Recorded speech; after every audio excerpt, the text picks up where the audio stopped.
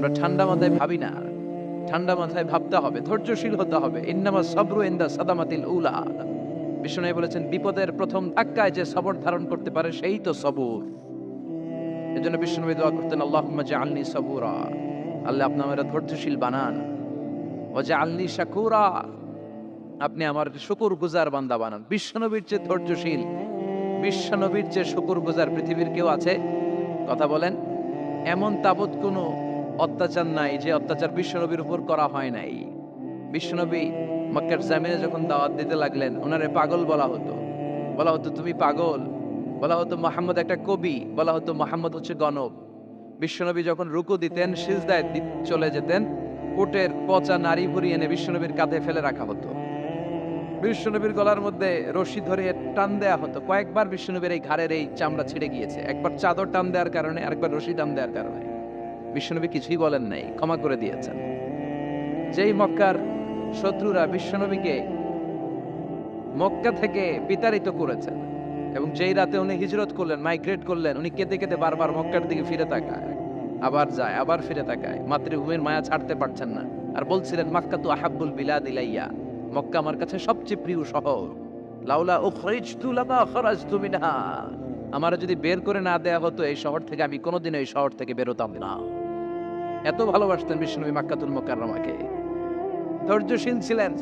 এত অত্যাচার অনাচারের পরে যখন মক্কা বিজয়ের ক্ষণ আসলো, এই মক্কাকে বিশ্বনবীর করতলগত করে দিল কে? ফাতহে মক্কা হলো। বিশ্বনবী চাইলে পিষে পিষে প্রতিটা কাফের মুশরিককে শেষ করে দিতে পারতেন, ঠিক কিনা? কিন্তু বিশ্বনবী বললেন লা তাসরিবা আলাইকুমুল ইয়াউম ইযহাবু আনতুমুত তুলাকা, কোনো রিভেঞ্জ চলবে না, আজকে কোনো প্রতিশোধ নাই। একেবারে বড় যুদ্ধাপরাধী যারা, মারাত্মক যারা অফেন্স করেছে, তাদেরকে শাস্তির আওতায় আনা হবে, বাকি সবাইকে আমি ক্ষমা করে দিলাম। In the long history of the world, there is no instance of magnanimity and forgiveness which was showed by our beloved Prophet Muhammad when all of his enemies laid under his feet and he forgave them one and all. পৃথিবীর ইতিহাসে এরকম নজির কোথাও পাওয়া যায় না, যাকে এত অত্যাচার করে বিতাড়িত করা হয়েছে, নির্বাসন দেয়া হয়েছে, হিজরতে বাধ্য করা হয়েছে।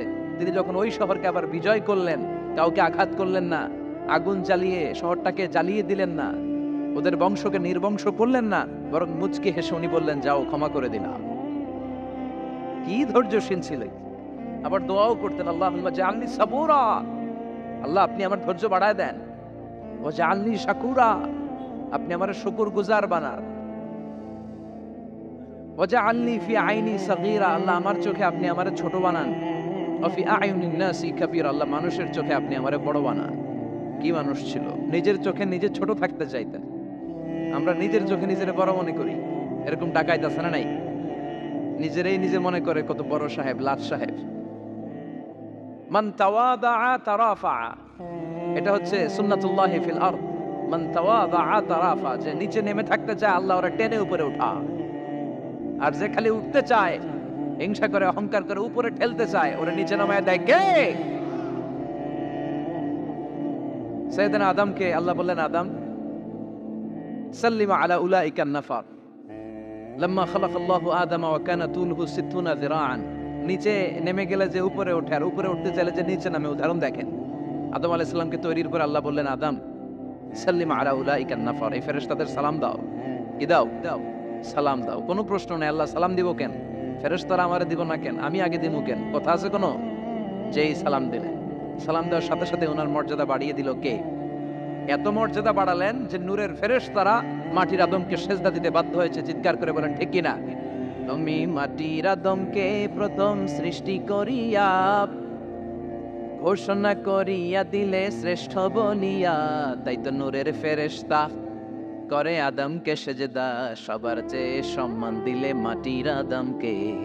আল্লাহু আল্লাহু পড়েন, আল্লাহু আল্লাহু তুমি জাল্লে জালালুহু, শেষ করা তো যায় না গে তোমার গুণগান। আল্লাহু আল্লাহু সুবহানাল্লাহ পড়েন। কি সম্মান আল্লাহ বাড়ায় দিলেন। আল্লাহ বললেন, আদম আজকে থেকে তুমি আশরাফুল মাখলুকা, তুমি খলিফাতুল্লাহ ফিল আরদ, তুমি পৃথিবীতে আমার খলিফা, ভাইস জেরেন্ট অফ আল্লাহ। আল্লাহর খলিফা, আল্লাহর আহকামগুলো পালনের জন্য ভাইস জেরেন্ট। চুরি করলে হাত কেটে দাও, কার আইন? এই কাজ আদম তুমি দুনিয়াতে চেয়ে করবা। জিনা করলে ডেথ পেনাল্টি, হেড অফ, শিরোচ্ছেদ করে দাও। কার আইন? খলিফা হিসেবে মানুষ এসে করবে। মানুষকে আল্লাহ আশরাফুল মাখলুকাত বানিয়ে দিলেন, নিচু হয়েছে বড় বানিয়ে দিলেন। আর শয়তানের অবস্থা কি? শয়তানকে আল্লাহ বললেন সেজদা দে আদমকে।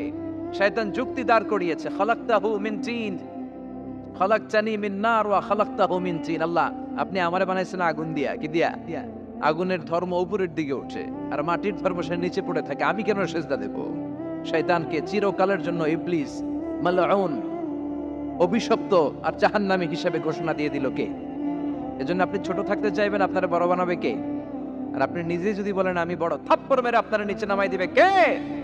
এজন্য বিশ্বনবী দোয়ায় বলতেন, আল্লাহুম্মা জাআলনি সাবুরা ওয়াজআলনি শাকুরা ওয়াজআলনি ফি আইনি সাগীরা ওয়া ফি আয়ুনিন নাসি কাবীরা। ও আল্লাহ, আপনি আমারে ধৈর্যশীল বানান, আপনি আমারে শুকরগুজার বান্দা বানান, আমার চোখে আমারে আপনি ছোট বানান, মানুষের চোখে আপনি আমারে বড় বানান। সুবহানাল্লাহ পড়েন। এজন্য সবসময় শুকরগুজার থাকার চেষ্টা করতে হবে। রাজি আছেন তো? যে কোনো মুহূর্তে, যে কোনো পরিস্থিতিতে আমরা শুকরিয়া করব কার? চিল্লায় বলেন কার? আমরা যেন বেশি বেশি আল্লাহ তাআলার শুকরিয়া আদায় করতে পারি। আল্লাহ তুমি তৌফিক দাও। সবাই পড়ি আমিন। উত্তর চান্দোলা হিলফুল ফুজুল ইসলামী সংগঠনের উদ্যোগে আজকের এই তাফসীরুল কোরআনের প্রোগ্রাম। হিলফুল ফুজুল নামটা আমার বড্ড প্রিয়। বিশ্বনবী যখন 15 কিংবা 20 বয়স, কোনো বর্ণনায় এসেছে 15, কোনো বর্ণনায় 20, তখন তিনি একটা ছাত্র সংগঠন করেছিলেন, ইয়াং স্টারদের একটা অর্গানাইজেশন করেছিলেন। ওটার নাম তিনি দিয়েছিলেন হালাফুল ফুদুল। হালাফুল ফুদুল, ওইটারই আমরা বাংলায় কি বলি? হিলফুল ফুজুল। হালাফ মানে শপথ, oath, we take an oath in the name of Allah. আল্লাহর নামে শপথ নেয়ারে বলে হালাফ। আর ফাদিলা, ফাদলুন, এগুলোর প্লুরাল হচ্ছে ফুদুল। ফুদুল মানে ভালো কাজ। ভালো ভালো কাজের উপর বিশ্বনবী যুবকদেরকে একত্রিত করলেন যে মক্কা শহরে কোনো টেন্ডারবাজি চলবে না, কোনো চাঁদাবাজি চলবে না, দুর্বলের উপর সবলের অত্যাচার চলবে না, জালিমের জুলুম চলবে না, হত্যা চলবে না, ধর্ষণ চলবে না, রাহাজানি চলবে না। মক্কা শহরটারে শান্তির শহর বানাতে হবে। যুবকরা এই দায়িত্ব কাঁধে নিয়েছে। কারা? মুরব্বীরা না, যুবকরা। যুবকদের আছে প্রাণ ফেলা উচ্ছ্বাস, অনেক শক্তি। এজন্য যুবকদেরকে ভালো কাজে আসতে হবে। যুবকরা চাইলে এই দেশের চেহারা পাল্টে দিতে পারে। এদেশে যুবক ভোটার আছে কয়জন জানেন? নতুন করে যুবক ভোটার হয়েছে 2 কোটি। কয় কোটি? 2 কোটি না? Can you imagine that? কল্পনা করতে পারেন? They can change Bangladesh. They can change the face of Bangladesh. তারা 56,000 বর্গ মাইলের এই বাংলাদেশের চেহারা পাল্টে দিতে পারে। তাদের অনেক শক্তি। এজন্য যুবকদের এই শক্তি কাজে লাগাতে হবে। ফেন্সিডিল, গাঁজা, ইয়াবা, হিন্দি সিনেমা, এগুলোর পিছনে দৌড়ানো যাবে, পর্নোগ্রাফির পিছনে ছোটা যাবে। যুবক বয়সে ভয় করতে হবে কারে? চিল্লায় বলেন কাকে? আল্লাহ আমার যুবক ভাইদেরকে তুমি তৌফিক দাও। বিশ্বনবী হালাফুল ফুদুল তিনি গঠন করলেন মক্কাতুল মুকাররমাতে। পুরো মক্কা শহরটা শান্তির শহর হয়ে গেল। সুবহানাল্লাহ। আল্লাহ উত্তর চান্দোলা হিলফুল ফুজুল ইসলামী সংগঠনকে তুমি কবুল করো। আজকের প্রোগ্রামের সভাপতিত্ব করছেন আল্লামা অধ্যক্ষ গোলাম সরোয়ার সাইদি পীর সাহেব, আড়াইবাড়ি দরবার। আমার প্রিয় নানা ভাই আলোচনা করেছেন, বয়ান করেছেন। আল্লাহ নানা ভাইকে কবুল করো। নানা ভাইটা একটু ইয়াং হয়ে গেছে না? হ্যাঁ, অনেক জায়গায় লোকজন খুব বিভ্রান্তিতে পড়ে যায়। ঘটনা কি? আপনি নানা নানা হইলেন কবে, নাতনি হইল কবে, আবার জামাই পেলেন কবে? তো আমারও বলা যে তুমি যে আমার নানা ভাই বানাইছো, আমি তো এর উত্তর দিতে দিতে কাম সারা। তো আল্লাহ আমার নানা ভাইকে তুমি কবুল করো। তিনি হকের কথা, কোরআনের কথা বলেন। পীর সাহেবদের মুখে এরকম হুঙ্কার দেখা যায় না। কথা কন। এরা থাকে খানকায়, এদের পেট থাকে বড়। সবার কথা বলছি না, বেশিরভাগ। কথা বলেন। এই ভণ্ডামি এই দেশে আছে না নাই? দো দেল বান্দা কালমা চোরে, না পায় শ্মশান না পায় গোরে, দিন থাকিতে আয়রে পথে ছাইড়া দে ভণ্ডামি, ভণ্ডামি ভণ্ডামি ভণ্ডামি, ছাইড়া দে ভণ্ডামি। আছে না নাই? নামাজ কালাম পড়ে না, ইবলিশ শয়তানের নানা। আছে না? নামাজ নাই, রোজা নাই, নাচানাচি, নাচ গান, গোসল করে না, সারা বছরে করে একবার, ওই গোসলের পানি মুরিদরা খেয়ে ফেলায়। আছে না নাই? নামাজ রোজা করে না, ইবলিশ শয়তানের নানা, ধর্মের একখান খুঁটি ধইরা কয়দিন করবা হয়রানি, ভণ্ডামি ভণ্ডামি ভণ্ডামি, ছাইড়া দে ভণ্ডামি। ঠিক কি না?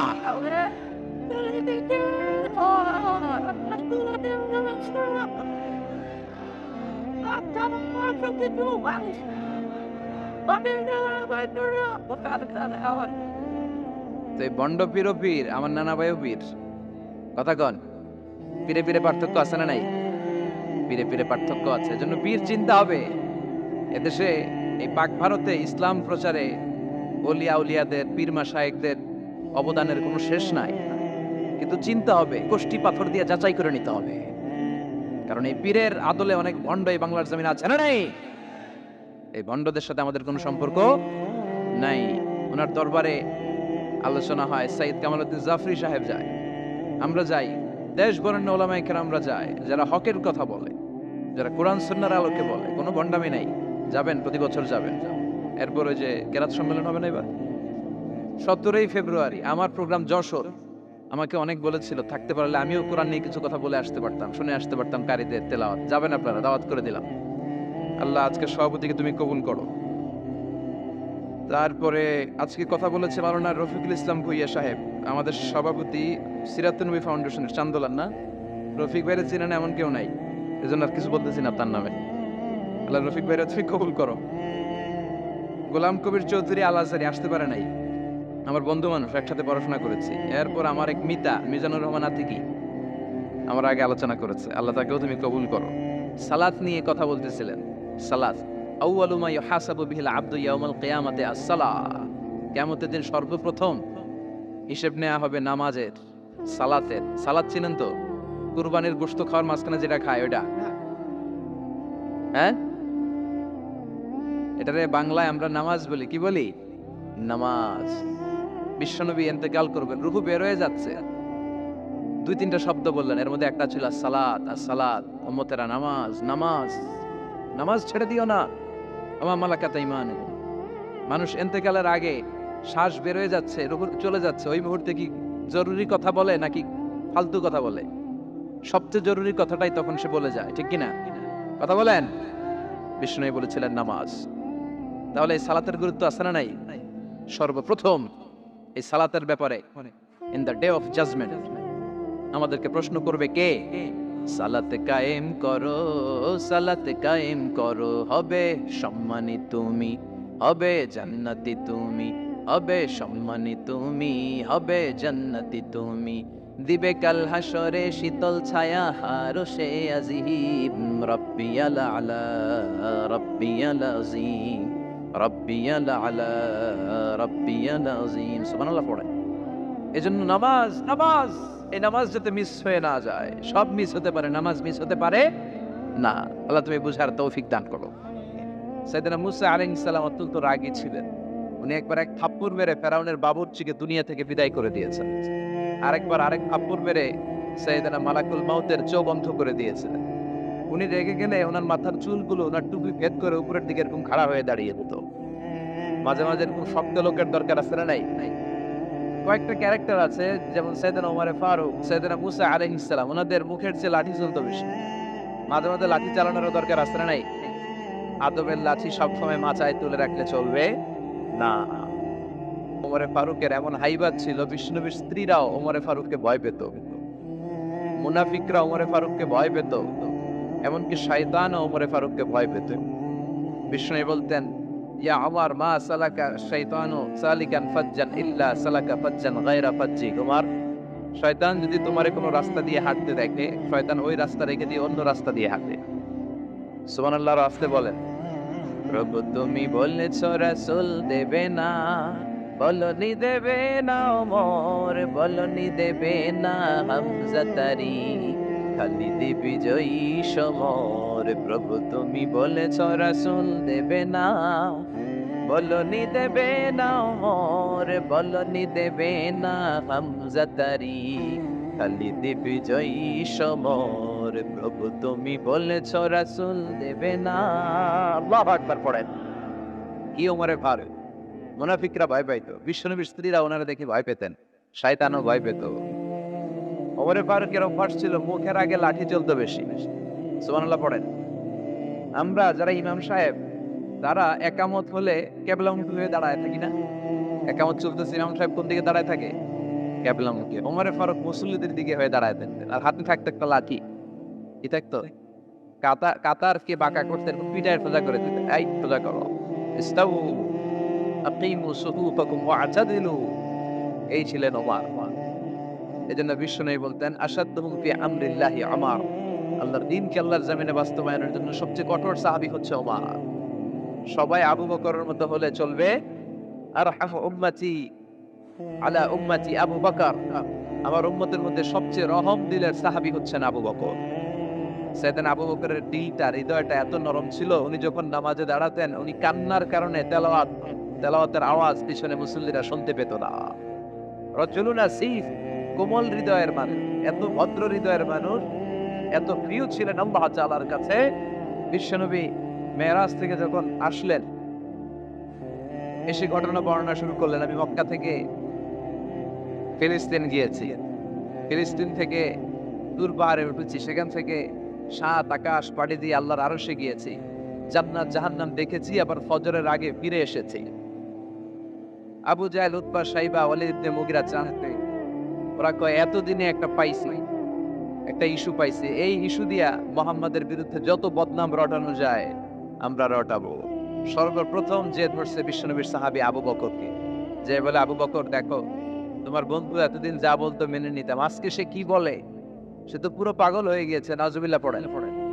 যেখানে মক্কা থেকে ফিলিস্তিন যেতে লাগে 15 দিন, ফিরে আসতে লাগে 15 দিন, যেতে আর আসতে লাগে 1 মাস, সে নাকি মাঝরাতে উঠে বাইতুল মুকাদ্দাস গিয়েছে, নবীদের নিয়ে ইমামতি করেছে নামাজের, আরো সে গিয়েছে, জান্নাত জাহান্নাম দেখেছে, আবার নাকি ফজরের আগেই চলে এসেছে। এটা কেমন পাগলামির কথা বলো তো?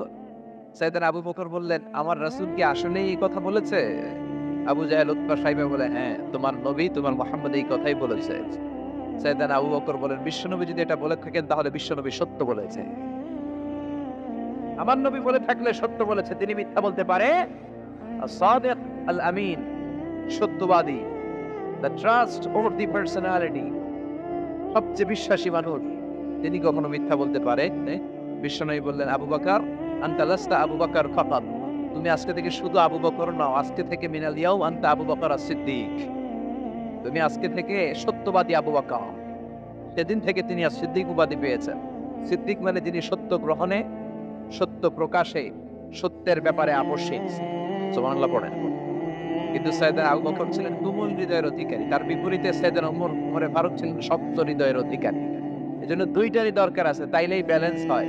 সবাই নরম হইলেও চলবে না, আবার সবাই গরম হইলেও চলবে না, ঠিক কি না? দুইটার মাঝামাঝি থাকার দরকার আছে না নাই? এজন্য মারামারি করতে পারবেন, কিন্তু এটা করতে হবে ইসলামের পক্ষে। কথা বলেন। আল্লাহ বলে, ফাদরিবু ফাওকাল আনাক, গাড়ের উপরে মারো, ওয়াদরিবু মিনহুম কুল্লা বানান, আর গিরায় গিরায় মারো। কোথায় মারতে হবে? গাড়ের উপরে আর গিরায় গিরায়। তবে এটা নিজেদের মধ্যে এই মারামারি করলে চলবে না। ইসলামকে প্রতিষ্ঠা করার জন্য, কালেমার বাণীকে সুউচ্চ করার জন্য যদি মারামারিরও প্রয়োজন হয়, আমরা মারামারি করতে রাজি আছি না? কোন একদিন এ দেশের আকাশে কালিমার পতাকা উড়বে, সেদিন সবাই খোদাই বিধান পে দুঃখ বেদনা ভুলবে। কোন একদিন এ দেশের আকাশে কালিমার পতাকা উড়বে, সেদিন সবাই খোদাই বিধান পে দুঃখ বেদনা ভুলবে, ঠিক কি না? এটা আমাদের স্বপ্ন। আমরা কালিমাকে বিজয়ের আসনে দেখতে চাই। আর মুমিনকে বিজয় দান করে কে? চিল্লায় বলেন, কে? আল্লাহ বলেন, ওয়ালা তাহিনু ওয়ালা তাহজানু ওয়া আনতুমুল আ'লাউনা ইন কুনতুম মুমিনিন। চিন্তিত হয়ো না, দুশ্চিন্তা করো না, বিজয় তোমাদের হবেই যদি তোমরা মুমিন হও। তবে ঈমানটা হতে হবে পাক্কা ঈমান। কথা বলেন। এজন্য মারামারি করলেও এটা ইসলামের পক্ষে মারামারি করতে হবে, ইসলামের পক্ষে থাকলেই লাভ। কারণ ইসলামকে যে বিজয় দেয়া হবে এটার ঘোষণা দিয়েছে কে? ওরা চায় মুখের ফুৎকারে ইসলামের বাতিকে নিভিয়ে দিতে। আল্লাহ বলে, কিয়ামত পর্যন্ত আমি ইসলামের বাতিকে জ্বালিয়ে রাখবো। Up to the day of judgement ইসলামের আলো জ্বলতেই থাকবে। কেউ এটাকে থামাতে পারবে? দেখেন তিনি আজীবন ধরে ক্ষমতার চেয়ারে আসীন, তার ক্ষমতার চেয়ার কেউ কেড়ে নিতে পারবে না। কথা বলেন কথা কয় নাকি? বিএনপির ক্ষমতার চেয়ার কেড়ে নেয় আওয়ামী লীগ, আওয়ামী লীগের ক্ষমতার চেয়ার কেড়ে নেয় বিএনপি, এগুলো আমরা দেখছি না? এখন অবশ্য লম্বা সময় ধরে বাংলাদেশ আওয়ামী লীগ ক্ষমতার চেয়ারে আছে। হয়তো কোনো কারণে আওয়ামী লীগের পর আবার নতুন কোনো দল ক্ষমতায় আসতে পারে কি পারে না। এভাবে পৃথিবীর রদবদল হয়। আজীবনের জন্য কেউ ক্ষমতার চেয়ারে বসে থাকতে পারে একজন ছাড়া। তিনি কে? আল্লাহ। সেই যে ক্ষমতার চেয়ারে বসছে, কেউ আল্লাহর ক্ষমতার চেয়ার কেড়ে নিতে পারবে? চিল্লায় বলেন পারবে? এই পৃথিবীতে যারা ক্ষমতায় আসে তাদের কারো ক্ষমতার মেয়াদ 5 বছর। এই যে বাংলাদেশ আওয়ামী লীগ নতুন করে ক্ষমতায় এলো, মেয়াদ কয় বছর? কথা বলেন। 5 বছর। কোন কোন দেশে 10 বছর। আল্লাহ যে ক্ষমতার চেয়ারে বসছে, আল্লাহর ক্ষমতার মেয়াদ কয় বছর? 20 বছর।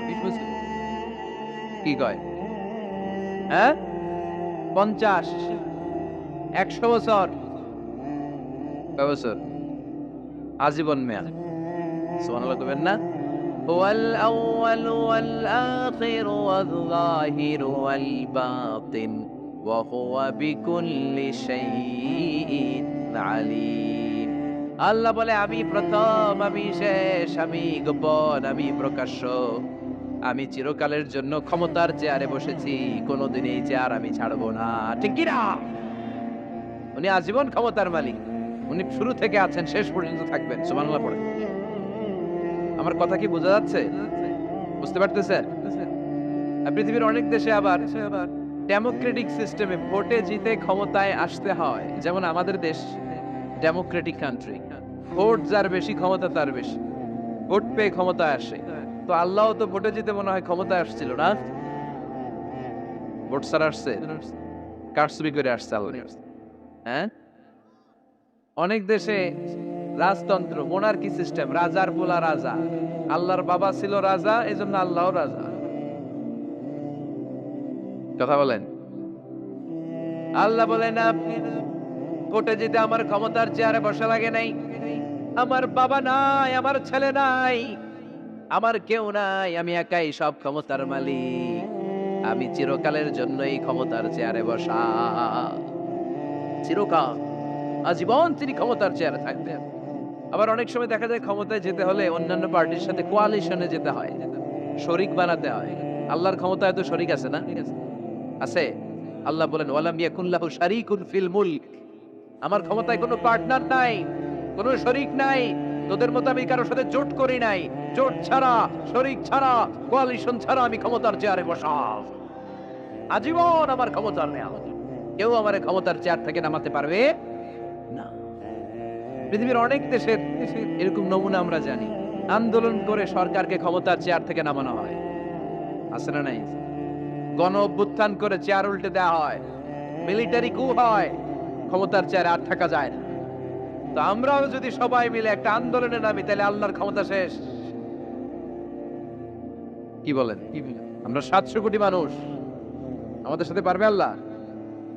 700 কোটি মানুষ আন্দোলন করলেও আল্লাহরে নামাতে পারবে না? বুঝে শুনে উত্তর দিয়ে। 700 কোটি কিন্তু পারবে? আচ্ছা, জিন জাতিরা যদি বলে, জিনেরা তো আমাদের চেয়ে পাওয়ারফুল, তারা যদি বলে, ও মানব জাতি, আমরাও তোদের সাথে আছি, আল্লাহরে মানি না। মানুষ জিন ভাই ভাই, আল্লাহর আর রক্ষা নাই। তাহলে আল্লাহর ক্ষমতা শেষ? তাও না। কি বলে, এগুলো বলে কি? আচ্ছা, ফেরেশতারাও যদি বলে যে আমরাও আল্লাহরে আর মানছি না, আমরা জিনেরা মানুষেরা 3 দলীয় জোট, 3 দলীয় জোট হলেও পারবে না। আল্লাহ বলে, গোটা বিশ্বের সবাই মিলে যদি আমার বিরুদ্ধে আন্দোলনে লেগে যাস, আমার ক্ষমতার 1 ইঞ্চিও কমাতে পারবি না। এজন্য রব্বুল আলামিন বলেন, তাবারাকাল্লাযী বিয়াদিহিল মুলকু ওয়া হুয়া আলা কুল্লি শাইইন কাদির। সুবহান সেই সত্তা যার হাতে ক্ষমতা, ক্ষমতা কার হাতে? ওয়া হুয়া আলা কুল্লি শাইইন কাদির। তিনি সব বিষয়ের উপর ক্ষমতাবান। তিনি কে? তিনি চাইলে পাহাড়কে দরিয়া করতে পারে, তিনি চাইলে দরিয়াকে পাহাড় করতে পারে, তিনি চাইলে ধনীকে গরিব করতে পারে, গরিবকে ধনী করতে পারে। তিনি চাইলে সম্মানিতরে অপমানিত করতে পারে, আবার চাইলে অপমানিতরে সম্মানিত করতে পারে। তিনি কে? ফাআলুন লিমা ইউরিদ। তিনি যা ইচ্ছা তাই করতে পারেন। তার কাছ থেকে জবাবদিহিতা করার কেউ নাই। তিনি সবার কাছে জবাবদিহি চায়। চিল্লায় এখন ঠিক কিনা? সে আল্লাহ বললেন, সুবহান সত্তা, যার হাতে ক্ষমতা তিনি সব বিষয়ের উপর ক্ষমতাবান। এজন্য আমাদের মনে রাখতে হবে আমাদের কোনো ক্ষমতা নাই, ক্ষমতার মালিককে। আর কোনদিন বাগেরহাটের ভাইয়েরা জনগণ সকল ক্ষমতার উৎস এই কথা বলবেন? মনে থাকবে? তাহলে আওয়াজ করে বলেন তো, সকল ক্ষমতার উৎস কে? সবকিছু করতে পারে কে? সব ক্ষমতার মালিক আল্লাহ। অনেক কথা আল্লাহ 30 আয়াতে বললেন। কয়টা বলবো? কিছু দূর যে আল্লাহ বলা শুরু করলেন, ওয়ালাকাদ যায়্যানা আস-সামাআ আদ-দুনিয়া বিমাসাবিহা ওয়া জাআলনাহা রুজুমান লিশ-শায়াতিন। সুবহানাল্লাহ পড়েন। আল্লাহ বললেন, আমি নিকটবর্তী আকাশটারে তারা দিয়ে, আলো দিয়ে, মোমবাতি দিয়ে আলোকিত করেছি। I have beautified the closer skies with light and candles. আমি তারা দিয়ে নিচের আকাশের উত্তর করেন, এটা কি? এই মহাশূন্যের অনেক অনেক অনেক অনেক অনেক উপরে আকাশ। ওই আকাশ যে কত উপরে এটা নাসার বিজ্ঞানীরাও জানে না। শুরুতে আমরা দেখতে পাই প্রথম আকাশের মহাশূন্য, এর অনেক উপরে প্রথম আকাশ। তারপরে শুরু হয় দ্বিতীয় আকাশের মহাশূন্য, তার অনেক উপরে দ্বিতীয় আকাশ। তারপরে তৃতীয় আকাশের মহাশূন্য, তারপরে তৃতীয় আকাশ। এভাবে একটার চেয়ে আরেকটা বড়, একটার চেয়ে আরেকটা বড়। দ্বিতীয় আকাশের তুলনায় প্রথম আকাশটা কত ছোট শুনতে চান? আপনার হাতের আংটিটা যদি আপনি সাহারা মরুভূমিতে ছুঁড়ে ফেলে দেন, পৃথিবীর সবচেয়ে বড় মরুভূমির নাম কি জানেন? সাহারা মরুভূমি। এই সাহারা মরুভূমিতে আপনার হাতের আংটি ছুঁড়ে ফেলে দিলে পুরো মরুভূমির তুলনায় আপনার হাতের আংটি যত ছোট, আল্লাহর দ্বিতীয় আকাশের তুলনায় আল্লাহর প্রথম আকাশটা ঠিক তত ছোট। একটার চেয়ে একটা বড়। তারপর আমরা নিজের বড় বড় করে দাবি করি। এই যে আজকের প্যান্ডেলে এত মানুষের সমারোহ হয়েছে, তাকালে মনে হয় না যে কত বিশাল জায়গা? কথা বলেন, বিশাল মনে হয় না? বিল জঙ্গ এইটারে যদি এত বড় মনে হয়, তাহলে বিল জঙ্গটা কত বড়? হ্যাঁ, আরো এটার চেয়ে নিশ্চয়ই বাগেরহাট বড়। কথা কয় না? বাগেরহাটের চেয়ে নিশ্চয়ই পুরো বাংলাদেশটা বড়। বাগেরহাট বলে 64 জেলার এক জেলা। 64টা জেলা মিলে সুজলা সুফলা আমাদের এই বাংলাদেশ। বাংলাদেশ হচ্ছে পৃথিবীর সবচাইতে বড় দেশ। হ্যাঁ, এরা দেখি আমার সব কথার সাথে খালি দ্বিমত করে। বাংলাদেশ সবচেয়ে বড় দেশ না? কত ছোট জানেন? মানচিত্রে বাংলাদেশ লেখার জায়গাটাও আমরা পাই না। বাংলাদেশ এটা লিখতে গেলে BAN পরে ইন্ডিয়ার উপরে, GLA পরে বাংলাদেশের উপরে, আবার DESH পরে আবার ইন্ডিয়ার উপরে। আমাদের বাংলাদেশটা এত ছোট, বাংলাদেশ লেখার জায়গাটাও মানচিত্রে আমাদের জন্য না। এত ছোট দেশ, এত ছোট। ইন্ডিয়া প্রায় 20-25 গুণ বড় আমাদের চেয়ে। আমেরিকা, কানাডা শতগুণ বড়। রাশিয়া একটা দেশ আছে কয়েকশো গুণ বড়। এরকম 200টা বিশাল দেশ মিলে পৃথিবী, 200টা দেশ মিলে পৃথিবীর 30 ভাগ, বাকি 70 ভাগ শুধু পানি। বাকি 70 ভাগ কি? স্থল আর জল মিলে আমাদের পৃথিবী। তাহলে আজকের এই প্যান্ডেলের জায়গার তুলনায় পুরো পৃথিবীটা কত বড়? সুবহানাল্লাহ কইতে পারলেন না? তাহলে এই পৃথিবীটা আমাদের কাছে এখন পর্যন্ত যেটা আমরা আলোচনা করলাম বোঝা গেল অনেক বড়, এত বড় পৃথিবী। কিন্তু আমরা শুনতে পাই যে সূর্যটা আমরা দেখতে পাই দিনের বেলা, ওই সূর্যটা নাকি এই বিশাল পৃথিবীর চেয়ে 13 লক্ষ গুণ বড়। চিন্তা করতে পারেন? খালি তো মাথা নাড়াইতেছেন। আসলে কি আমরা চিন্তা করতে পারি? 13 লক্ষটা পৃথিবী সূর্যের মধ্যে রেখে দেওয়ার জায়গা করে দিয়েছে কে? 9,30,00,000 মাইল দূরে সূর্য 8 মিনিট 18 সেকেন্ড সময় নিয়ে নেয় আলো পৌঁছাতে। এত বিশাল সূর্য। তার মানে কি সূর্যটাই সবচেয়ে বড়? এর চেয়ে অনেক বড় বড় তারা আছে। সূর্যের পরে পৃথিবীর সবচেয়ে কাছের তারার নাম প্রক্সিমা সেন্ট্রাই। গুগল করলে দেখবে যে কত তারা। এরপরে Alpha Centauri A, Alpha Centauri B, এভাবে তারা শুরু। এটা ক্যারিনা, ব্যাটেলজিউস। যেই সূর্য পৃথিবীর চেয়ে 13 লক্ষ গুণ বড়, ব্যাটেলজিউস নামে একটা তারা আছে। ওই তারা সূর্যের চেয়ে 33 কোটি গুণ বড়। তার মানে কি ব্যাটেল জিউসি সবচেয়ে বড় তারা? না। এটা ছোট্ট সাইজের তারা।